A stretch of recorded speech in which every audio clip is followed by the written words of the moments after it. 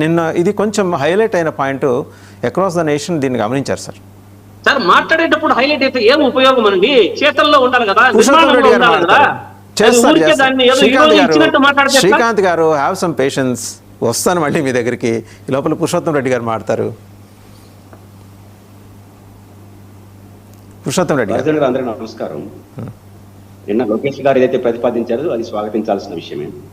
ఎందుకంటే ఇప్పుడు మహిళా రిజర్వేషన్ బిల్లు పార్లమెంట్లో ఆమోదం లభించిన నేపథ్యంలో ఈ తీర్మానం, అంటే గతంలో ఎవరు తీర్మానం చేయలేదా అంటే చాలా పార్టీలు తీర్మానం చేశాయి, బీజేపీ చేశాయి, వామపక్షాలు చేశాయి, తీర్మానాలు చేశాయి. అయితే ఆచరణలో అమలు కాలేదు. ఇప్పుడు పార్లమెంటులో చట్టం కాని నేపథ్యంలో ఒక రాజకీయ పార్టీగా మేము చట్టంతో సంబంధం లేకుండా 33% ఇస్తాము అనడం వెల్కమ్. ఇట్ వాళ్ళు నిలబెట్టుకుంటారని కాలం నిర్ణయిస్తుంది. బట్ ఆ తీర్మానం ఖచ్చితంగా రాజకీయాల మీద ప్రభావం పడుతుంది కదా. ఇప్పుడు ఒక పార్టీగా వాళ్ళు తీర్మానం చేసినప్పుడు ఇంకో రాజకీయ పార్టీ కూడా ఇచ్చే ప్రయత్నం చేస్తుంది. కాబట్టి ఈ తీర్మానం ఆహ్వానించదగ్గ పరిణామం.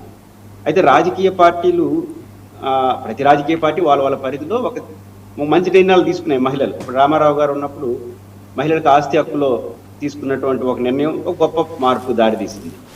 మన జగన్మోహన్ రెడ్డి గారు అధికారం ఉన్నప్పుడు ఎమ్మెల్యే ఎంపీలను పక్కన పెడితే ఆల్ కార్పొరేషన్స్ నామినేటెడ్ వాటిలో 50% ఉమెన్ని తీసుకొచ్చే ప్రయత్నం చేశారు. అది ఒక మంచి మార్పుకు దారితీసింది. అంటే ప్రతి పార్టీ మార్పుకు దారితీస్తూ ఉంది. కానీ పార్లమెంటు చట్టసభల్లో వాళ్ళకి ఇవ్వాల్సిన వాటా విషయంలో మాత్రం అన్ని పార్టీలు దాదాపు అన్యాయం చేస్తున్నాయి. విషయం ఏంటంటే స్వతంత్రం వచ్చినప్పటి నుంచి ఈ రోజు వరకు ప్రతి మహిళా రిజర్వేషన్ బిల్లుకున్నంత ఏకాభిప్రాయం ఏ బిల్లుకి ఉండదు.